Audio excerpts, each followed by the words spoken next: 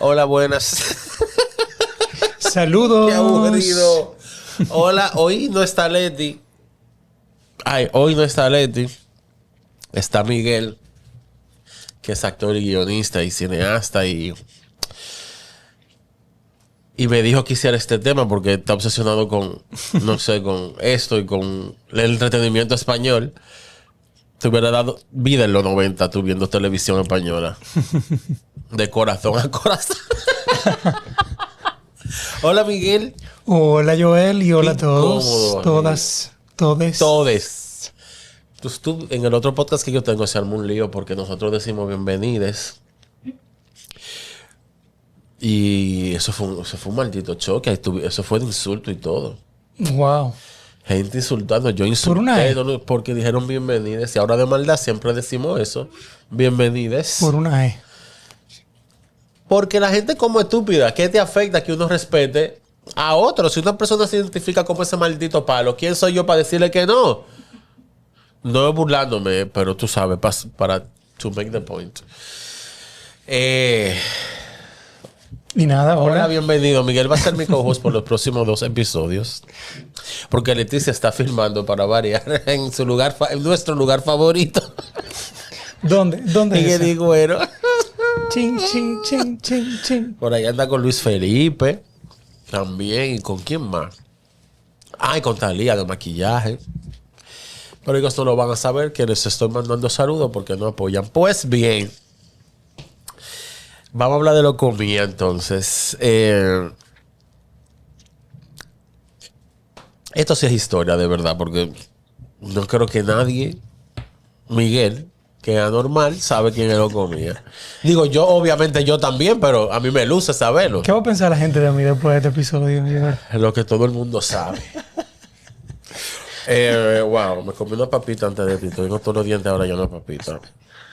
Ujú. Hoy me llamaron la atención también por el otro podcast. Porque yo grabé con gripe y se oyó el episodio entero. Yo pensando que yo tenía el micrófono en mute y se oyó el episodio entero. Yo No. tengo que llegar a la casa ahora a editarlo para reemplazar el archivo. Cosas que pasan. Son muchas cosas. Yo voy a... No sé. Bobos. Pero vamos a hablar de lo comida ya. ¿Por qué a ti te gusta lo comida? ¿De dónde tú... ¿Quién te dijo a ti lo que lo comía? Mira, yo soy un friki del entretenimiento en general y veo mucho televisión española desde siempre. Entonces, vainas raras de uno. Entonces, descubrí lo comía precisamente por un reportaje, porque esta gente fueron vanguardia durante mucho Sí. tiempo. Como decía Belinda, impusieron moda. O sea, no era que solo hacían música o que hacían espectáculos en vivo, sino que ellos hacían moda. Y eso marcó la pauta también en esa época, en los 90. Además que yo... Ay, perdón. Bueno. Como... voy a Ya que has romperlo roto todo. silla y todo, no te preocupes. Como yo nací a mitad de los 90, no quiero saber cómo se rompieron esas sillas. Bueno. Pero No, bueno. ay Dios. Como yo nací a mitad de los 90, yo siempre he tenido como una nostalgia por esa otra parte que no viví o de la que no tengo recuerdo. Entonces la cosa como de los 90 como que me llaman, no sé. No, cuando tú naciste ya lo comía, estaban Ya separado. en ya decadencia fuerte. Bueno, lo vamos a hablar ahora. Lo primero es que lo obvio, estas personas no sabían cantar. O sea, para ponerlo de entrada, para que cuando lo vayan a escuchar, no vayan a... Si lo van a escuchar, mejor dicho, no vayan a decir, Joel dijo, no. No tienen que... Esta gente no canta. Entonces, espérate. Entonces, pero durante el principio de los 90 fue lo más grande que salió de España. Bueno, lo más grande no. Lo más grande en esa época que había sido de España era Mecano, pero está bien. Pero ustedes me entienden. Aquí fueron como 4, después 5, después 15 tigres, porque pasó todo el mundo también por ahí. Y, Eso sonó muy feo. Y vamos, bueno, pero no hubo quejas. Igual, les voy a contar todo el show de por qué fueron tanta gente. Pero la gente pasaron de tocar en sitios grandísimos y súper importantes en toda Latinoamérica a nada. Y es como un grupo de amigos que ellos primero juraron, como que ellos hicieron como un pacto Un pacto de perras. que ellos iban a ser como una tribu primero y eso era lo más importante. Pero obviamente hubo celos, dinero y un manager también bien tigre de por medio. Y al final, señores, esto es un negocio. Surprise, Esto es surprise. negocio. La amistad es muy bonita y todo, pero usted tiene que ser tiene mucha inteligencia y de ser artificial, emocional, para mezclar una cosa con la otra. Bueno, pueden, por favor. Igual, yo en todo el episodio hablo fañoso, así que tampoco va a ser nada nuevo. Ay, Joel. Pero es verdad. Toda esta vaina empezó en Ibiza. Todos los desastres usualmente empiezan en Ibiza.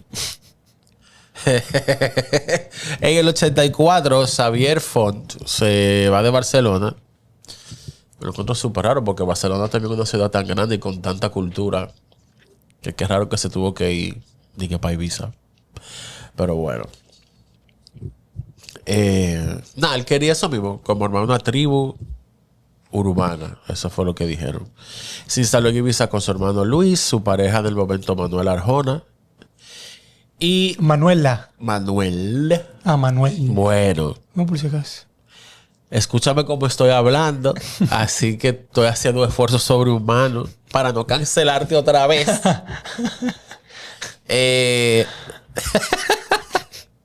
Prepárate que aquí yo abuso de todos los que vienen a ser mi co-host. Por eso que Letino está aquí. Pero hay un chico holandés llamado Gar Pachier. Ellos cosían, se inventaban un vestuario que no se parecía para nada a lo que había en España ni en ningún sitio en ese momento, con unas sombreras gigantes, zapatos con punta afilada. Eran tenían abanicos grandísimos y abrían, bueno, que lo abrían y lo cerraban. O sea, señor, era una vaina tan espectacular que era como una extensión de su cuerpo el abanico. En este momento ellos no estaban haciendo música, nada más hacían moda. Hacían una estética que en España... Bueno, imagínate, esta gente estaba saliendo todavía del franquismo. O bueno, sacudiéndose de lo que quedaba del franquismo. Así que esta ropa era bien provocadora, provocativa. Super queer también. Sí, vamos a hablar de eso, obviamente. Sí, o sea, de entrada lo digo, claramente esta es la historia de un grupo de pájaros. No vayan a pensarse otra cosa, estamos hablando de abanico y hombrera. De moda, Exacto. de pelo. Manuel Arjona lo describió después como que él sentía que se había metido en un sueño, que estaba viviendo un mundo de fantasía. Yes. Javier Font con Javier Font también dijo en un momento que desde que él se vio como en Ibiza haciendo esas cosas y con esa ropa se sintió que estaba en su casa. El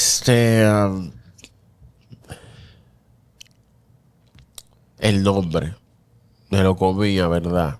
Muy importante. El nombre salió porque Gart, el holandés, estaba aprendiendo español o castellano, whatever, y quiso escribir en un papel mi locura o nuestra locura, pero como él no sabía español, escribió loco mía.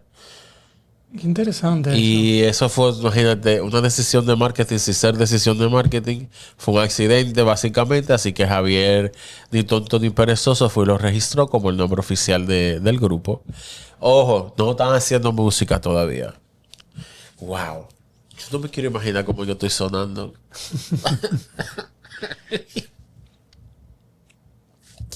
Ellos van a una discoteca que se llamaba KU, que luego fue Privilege y cerró en el 2019 y ahora la abrieron otra vez, creo que se llama Universe. Y los contrataron como animadores, ahí ellos bailaban, recibían a la gente, eran como el show antes del show principal. Y les fue súper bien. El presentador musical Fernandisco contó que la primera vez que los vio bailando con los abanicos en esa discoteca, quedó completamente anodado. Dijo que parecían seres angelicales abriéndote las puertas del cielo. Yes, guys. Empiezan a llamar mucho la atención de la prensa y debutan en la televisión en el 86. Bailaron en el Festival de Verona detrás de una cantante que se llama Tracy Spencer, no tengo idea de quién es. Tampoco. Y en el 87 les pasó algo que todavía cuentan como si fuera mentira. El mismísimo Freddie Mercury los reconoció en su cumpleaños. No sé, parece que ellos los habían invitado. Bueno, no. Era en Ibiza, estaban de zapato. Y Javier Ford les regaló un par de zapatos de los de punta que ellos usaban. Y 4 años después, Freddie Mercury usó los zapatos en el video de Going Slightly Mad. O sea, ya con eso yo no hago mana. Diantre, loco. Eso es increíble.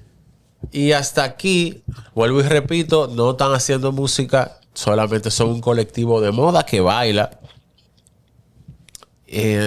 Pero desde el principio todo se empieza a poner... O sea, esto fue un desastre desde el principio. No hubo nunca hubo una estabilidad en ese grupo.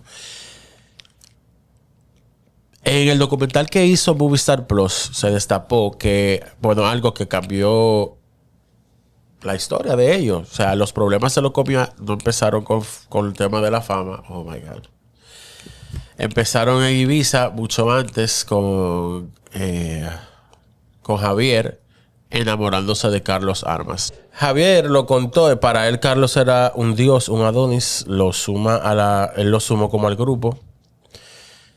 Y eso le costó la salida de Gar Pachier, que sintió que le habían quitado su lugar.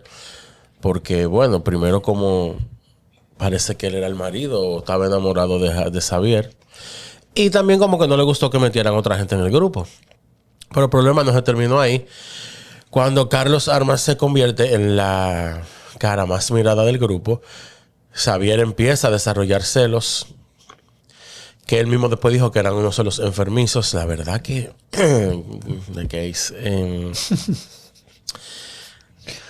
Pero nada, él vio como él era su pareja y ver a su pareja siendo el centro de todas las miradas también le molestaba. Y ya de por sí, todavía no son populares y famosos. Y ya hay un tema de celo. Exacto. ¿Qué es? Siempre pasa en todos los grupos, en verdad. Un tema de ego también.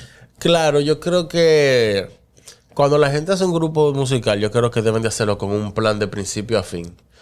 Como decir, ok, vamos a sacar 4 álbumes y después cada quien va a coger su camino. Porque es que después del cuarto, usualmente... Aquí no, aquí desde antes. Pero tú sabes que ya llega un punto que ya las cosas se empiezan a deteriorar. Pero es por eso mismo.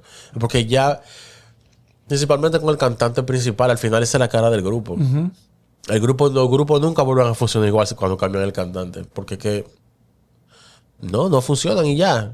Esa es la voz del grupo, ¿cómo tú la vas a cambiar? Pero esos son otros temas que no vienen al caso. Pues sí. ¿Qué yo estaba diciendo? Ok. Entonces, nada, estaban en Ibiza. Mientras tanto, se empieza a... Bueno, hay más rivalidades también con otros grupos de la vida nocturna de Ibiza. Y empiezan a como a rajar las ruedas de la camioneta. Una noche alguien le prendió fuego a la casa donde vivían. Ay, Jehová. Pero un drama. Manuel Arjona empieza a meterse en problemas con drogas. Sorpresa, sorpresa. Surprise, surprise. Exacto. Y básicamente se sintieron como que Ibiza lo estaban botando de Ibiza. Yo agarré... Váyanse. En medio de todo ese lío aparece una figura que fue la que le cambió todo, que fue José Luis Gil, que era un ejecutivo de Hispavox, que le decían Rubio de Oro. El tipo era el que había descubierto a Miguel Bosé y representaba a Rafael Acarra. Y una noche va al Q, los vio bailando y al día siguiente se sentó con Xavier Font y le dijo: si supierais cantar, se podría estudiar lanzaros como grupo musical. Claramente no era un cumplido, simplemente le dio como un diagnóstico. No sé, como para un contrato. Ellos se mudan a Madrid. Y ahí se armó y se desarmó todo, porque esto va a pasar, como dije, todo el tiempo en la historia. La primera alineación pensada para grabar los discos o el disco fue Javier Font, Luis Font, Manuel Arjona y Carlos Armas. Ya, como dije, el holandés se había ido y no habían empezado ni siquiera a hacer música. Esa formación duró muy poco. Luis se peleó con su hermano y se fue del grupo. Con una traición directa. En su lugar entró Juan Antonio Fuentes, bailarín estudiante de arte dramático. Con esa formación, más los meses de clases de canto y baile que les pagó la disquera para tapar ese hueco artístico que había que llenar obligatoriamente, empiezan a armar el disco debut de ellos. Pero había una condición que venía con el contrato que fue un poquito difícil para todos durante mucho tiempo, y fue la prohibición explícita de decir que eran homosexuales. José Luis Gil todavía lo explica de una manera muy fría, en verdad, pero que él lo ve desde el punto de vista de marketing y más de esa época. Él no quería ser un grupo gay porque eso no era comercial. ¿Por qué conformarse con 15% del mercado cuando podía tener el 100%? Porque las mujeres eran las que compraban los discos. Yo no lo veo mal. Lamentablemente esa era la realidad en ese momento. Ricky Martin fue otro que tuvo que aguantárselo por muchísimo tiempo. Porque si no, no iba a vender. Igual le sigue yendo bien, pero ya él tiene un punto en su carrera que ya él no necesita estar escondiendo ese tipo de disparate, porque ya, dime tú. No, obviamente no somos homofóbicos, sería cuando el pájaro que son homofóbicos. Bueno. Pero yo lo entiendo, poniéndose en el contexto de la época, la mentalidad de la gente, aún en España, que se supone que lo dicen que es un país con la mente abierta. That's a lie. Pero mira, yo quería añadir, Joel, que justo... No, pues sí. había muchas mujeres que estaban atrás de lo comía y en los videos. Pero también las mujeres tienen que ser un poquito más serias. Sí, porque era muy evidente. Busca un video ahí de lo comía. Búscalo. Era muy evidente. O sea, eran una sombrera, la forma de los abanicos, los pantaloncitos apretaditos. La forma que se paraban, la forma en que miraban a la cámara, el maquillaje. Y esas mujeres quedaban locas. Lesbians. Locas. O sea, tú buscas los videos y cómo se ponían afuera de los lugares. Quedaban mal esas mujeres. Y es como que, mira, el público, o sea, tú de ellos, viendo claramente, con la foto tú lo tienes todo. Eran las mujeres. Eso sí, eso se veía mortal, lo de los abanicos. Eso hay que hacerlo a ellos. Imagínate una mujer cayendo mala porque un hombre mueve un abanico. O sea, era una cosa... A lesbian. Pues sí. Juan Antonio Fuentes, fue el que entró como de último, fue el que se sintió más incómodo con el tema de esconder su orientación sexual, porque él decía: esto es algo que yo no le escondo ni a mi familia, nunca lo he hecho, no tengo por qué, ahora ustedes me están pidiendo como que yo deje de ser quien yo soy. Pero por dinero, 10 veces. El mamacho. El macho.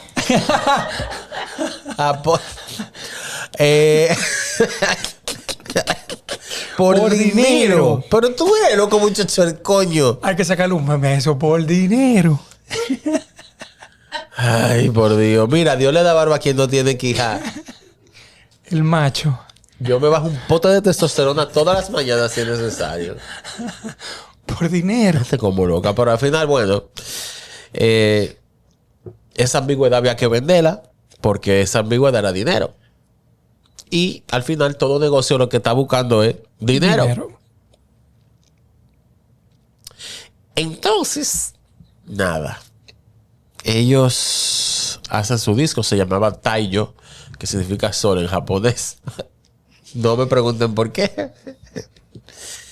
Sale en noviembre del 89 con la dirección musical de Pedro Vidal y Cristóbal Sanzano. De ahí salieron 3 sencillos que fueron Loco Mía, Tayo y Rumba Salsa Mambo. Ya, yo me acuerdo de eso chiquito. En noviembre llega al número 1 de los 40 principales, o sea, ese mismo mes aparentemente. Digo, el primero, ay virgen, Loco Mía. Llegó al número 1 en España. El disco termina vendiendo 1.700.000 copias y se certificó oro o platino en 10 países, oro en España, oro en Chile, platino en México, con 250.000 copias vendidas solo ahí. No vaina. Sí, pero en México compran a maná. O sea, ¿de qué tú te estás sorprendiendo? That's right. Hay un detalle. Tayo, la canción la escriben para presentarla en la inauguración de un centro comercial de electrónica en Japón. Y en el estribillo, el compositor Ricardo Yorga decidió meter literalmente los nombres de marcas japonesas: Fuji, Kawasaki, Honda, Takara, Mitsubishi. El coro de la canción decía todo eso. Cantado así, tal cual. Y funcionó, porque eso era exactamente lo que hacía, o sea, lo que hacía ese grupo como destacarse era eso, que yo no tenía miedo a hacer ridículo. Y al final le convido porque van para un mall a vender toda esa marca. Yo no sé. Ahí arranca la parte de la historia que probablemente ya conoce más gente de mi generación o generaciones más viejas de este lado del mundo. Fueron de gira por Latinoamérica, en Buenos Aires en junio del 90. Fueron al programa de Susana Jiménez, Legend. Un show en el Teatro Broadway. Un video grabado con el obelisco de fondo. No sé qué tiene eso de especial, pero ahí lo ponían. Un símbolo, ¿no? Bueno, no. Cuando... Bueno, quizás sí. No me odien Argentina, que ya está muy picante ustedes en las redes sociales. Pero muy picante que están. I love you all. Cuando vuelven en octubre, llenan el Gran Rex 2 noches consecutivas. Fueron a Chile y a México después. Y en medio de esa gira pasó algo que, bueno, uno de los primeros grandes errores. José Luis Gil le ofreció a Javier Font, el fundador del grupo, seguir cobrando como uno más del grupo, pero sin subirse más al escenario. Ah, qué bello. Una jubilación anticipada. Xavier aceptó. Así es. Décadas después, él lo resumió como que en verdad no tenía que haber dejado el grupo porque ese fue el principio del fin de Locomía. Y sí, es cierto. Él fue el fundador. Bueno, sí, él le puso el nombre por el accidente gramatical del otro. Y se convirtió de un día para otro en el que menos pesaba dentro de su propia creación. En su lugar, arriba del escenario, entra Frances Picas. O Picas, I don't know. En mayo del 91 salió el segundo disco, Locobox, y con él llega un cambio de imagen que marca la madurez del proyecto. Los zapatos puntiagudos, las hombreras exageradas y los abanicos pasaron a segundo plano.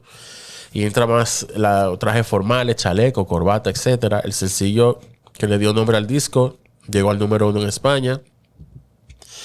Fueron al Festival de Acapulco. Ahí tuvo Roxette y Alejandra Guzmán. Ok. A finales de ese año, Juan Antonio Fuentes dejó el grupo. Y entró Santos Blanco, el rubito, que era un bailarín y actor que debutó con ellos en el Festival de Viña del Mar en el 92. Ante el público de la Quinta Vergara, que, bueno, el que conoce ese festival sabe que ahí, si tú no le gusta, el público hace que te bajen de la tarima. Cosa que me encuentro una pesadez. Y encima, lleven gente que sirvan, no lleven gente que no conozca a nadie. Pero a ellos les fue bien, aparentemente. Aquellos están en la cúspide. Siempre cuando están en la cúspide que ya se va para abajo. Cuando ya no hay para dónde subir. Tenían discos de oro y platino. Tenían un lanzamiento pensado para el mercado gringo a través de Sony Music. Y una actuación en Premios Lo Nuestro en el Caesars Palace de Las Vegas. Que bueno, se iba a transmitir en todo el mundo. La fama llegó a un punto tan desbordado que las giras americanas, cuando digo americanas, digo en nuestro continente completo, ¿saben? Edúquense. Y ellos no podían ni salir del hotel porque era la gente esperándolo abajo. Pero eso mismo, cuando ya no había más, parece que ya no había para dónde subir, así que todo se empezó a caer. José Luis Gil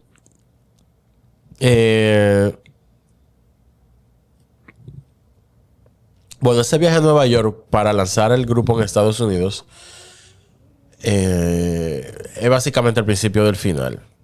Javier, como sea, que había aceptado retirarse del escenario a cambio de seguir cobrando, ahora vivía en Miami prácticamente relegado a llevar y traer a sus propios ex compañeros, pero en verdad no tenía ningún poder sobre el grupo. Y desde ahí estaba súper dolido. Empezó a convencer a todos los chicos de que José Luis Gil les estaba estafando, que las cuentas no daban, que ellos ya no pueden mover un dedo sin autorización de su manager. Y el grupo le creyó. Y nada, y se plantaron básicamente. Y ahí se desata, el lío. Y la historia va cambiando. Va a cambiar de villano, depende de quién la cuente, en verdad. Porque siempre hay versiones. Pero lo que pasó en sí fue que Gil canceló todos los conciertos de la banda como respuesta. Se cayó una gira que tenían planeada por México. Se cayó la grabación del disco nuevo prevista para el 93. Xavier Font demandó a Gil por la propiedad de la marca Locomía. Y esa demanda, bueno, duró varios años, pero se resolvió a favor de Xavier Font. Pero en el momento, en 1992 y 93, lo único que produce ese conflicto legal es un paro total en el grupo, porque no pueden presentarse en público usando ese nombre, porque hay una disputa. Y en abril del 93 los integrantes terminan firmando ante un notario un documento donde reconocen incumplimientos y aceptan durante un tiempo no poder usar la marca. Ya tú sabes.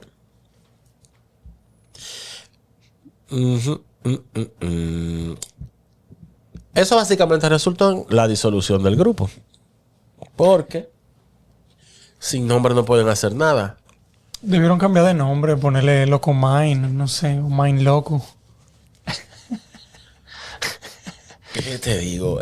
Manuel Arjona lo dijo que se les fue de las manos la decisión que tomaron, que no fue el público el que se cansó de ellos, no fue una canción que fracasó, ni una gira que no vendió entradas, fueron celos y fue orgullo, fue un contrato mal leído y una guerra de egos entre el que fundó la tribu y el que la convirtió en negocio.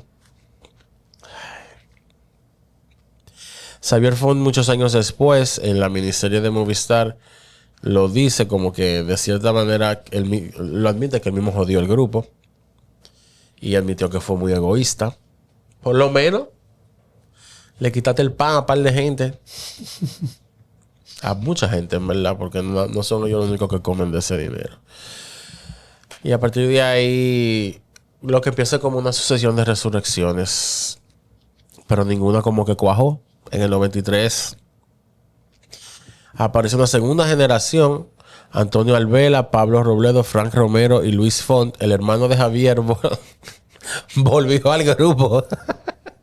El final de Cohen. Ajá. A sacar el tercer disco, Party Time, y se despide en el 97 con un show en la sala Galileo Galilei. En el 99, los cuatro originales se juntan otra vez, graban un single, hacen una aparición relámpago en el programa de Susana Jiménez y se separan de nuevo casi antes de que, tú sabes, casi nadie ni siquiera se había enterado que se habían juntado. En el 2000 arman una formación nueva en México que hasta se presenta a la preselección española para Eurovisión. En el 2007 sacan un DVD recopilatorio con 12 integrantes nuevos. 12. Oye, 12 cabezas. En el 2011 vuelven de gira con otra alineación diferente. En total, por Locomía, en sus distintas versiones y generaciones, pasaron cerca de 15 personas. La versión original fue como nada más, o sea, de 4, del 84 al 93.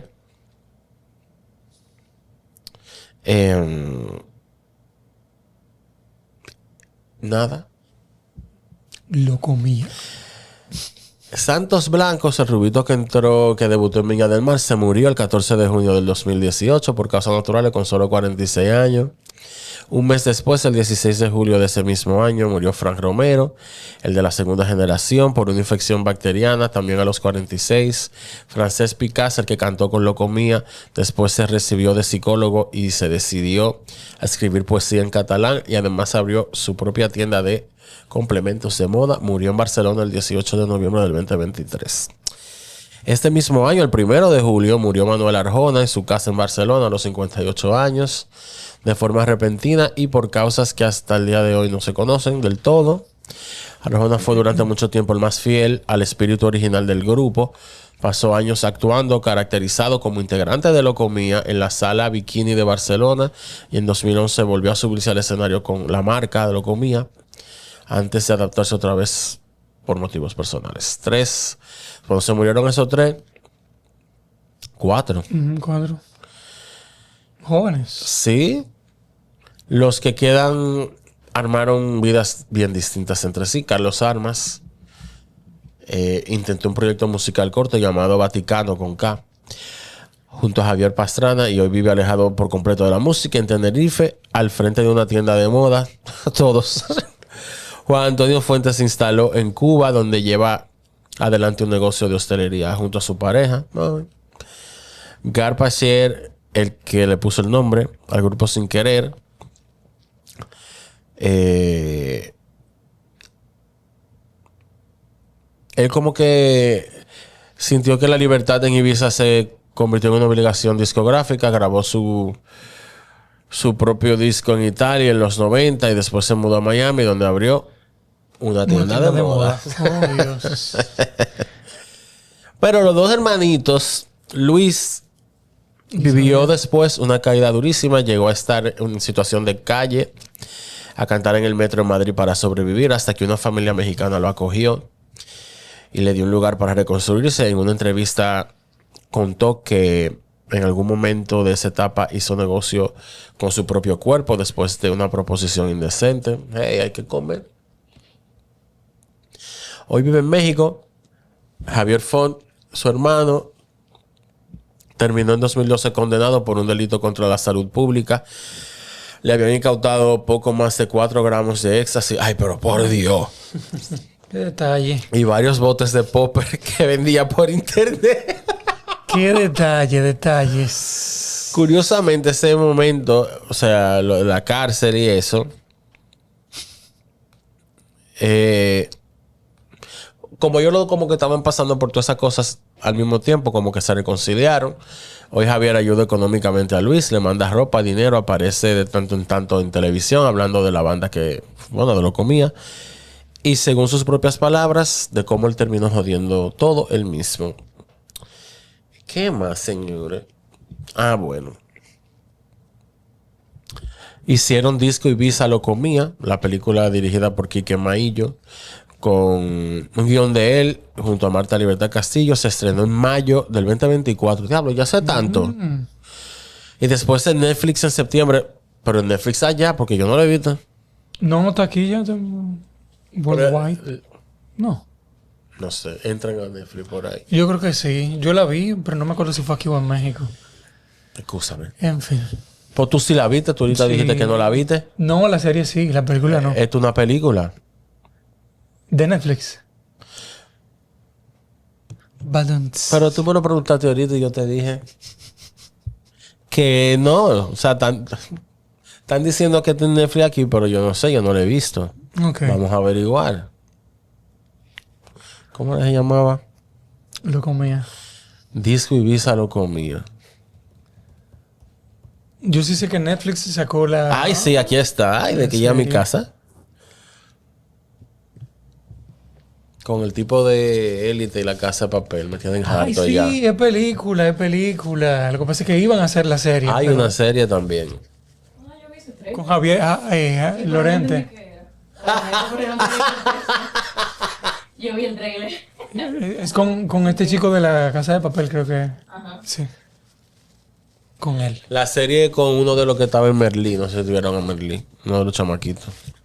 El caso es que la está en Netflix. Sí, está en Netflix. Vayan a verla si la quieren ver. Está chula. Ajá. La película arranca con una escena que... Ah, bueno. Spoiler alert. Pero a mí no me importa porque esto pasó en la vida real. La película arranca con una escena que nunca pasó. Exactamente así, pero que resume el espíritu de todo lo que vino después. En una mesa de mediación en el 93, donde Gil y los integrantes del grupo se sientan uno frente al otro con una mediadora en el medio, y desde ahí en flashback se cuenta todo lo anterior. Un recurso narrativo, una licencia dramática para poder ir metiéndose en todo lo otro. Ahora, lo que más dio de qué hablar aparentemente cuando se estrenó fue el personaje que directamente no existió. Un tal Jaume, interpretado por Paul Grange. En la trama aparece como uno de los 15 o 30, qué sé yo, chicos que en algún momento formaron parte de la tribu en Ibiza. Y termina teniendo un peso dramático considerable en la película. El problema es que Jaume no estuvo nunca en la vida real. circuló bastante la teoría de que el personaje funciona como una especie de versión ficcionada de Francesc Picasso, el que, bueno, que entró más adelante, ya que su nombre real jamás se menciona en ningún momento del guión, como si jamás ocupara ese lugar de francés, de Frances, whatever. O sea, no hay ninguna confirmación de si el guión se hizo de la mano con los integrantes que están vivos, en verdad. Lo que sí está, bueno, es el material base, que es el documental de 3 capítulos que había hecho Movistar Plus par de años antes de que saliera la película, con entrevistas a Xavier Arjona, a Carlos Armas. O sea que de ahí parece que sí sacaron muchas anécdotas para la película. Pero en la película se mete en todo lo que ustedes saben. La crítica estuvo dividida. La película en verdad no fue un éxito, pero tampoco fue un fracaso. Y nada, eso fue lo que comía, señores. Este episodio así bien flash. Gracias. No, gracias a usted. Y No, gracias a usted. Indíqueme, ¿qué iba a decir? No, que gracias. Y que busquen a lo comía porque es importante saber quién eran Exacto. esos tigres. Bueno, no vayan a esperar nada. O sea, vayan con la mente de que ustedes van a oír a la Macarena, a Cereje. Es por ahí que va la cosa. Pero nada, gracias, chiques. Recuerden seguirnos en su plataforma de podcast preferida y comprando un café si quieren. El link está en la bio del Instagram. Y nada, eso, bye. Adiós.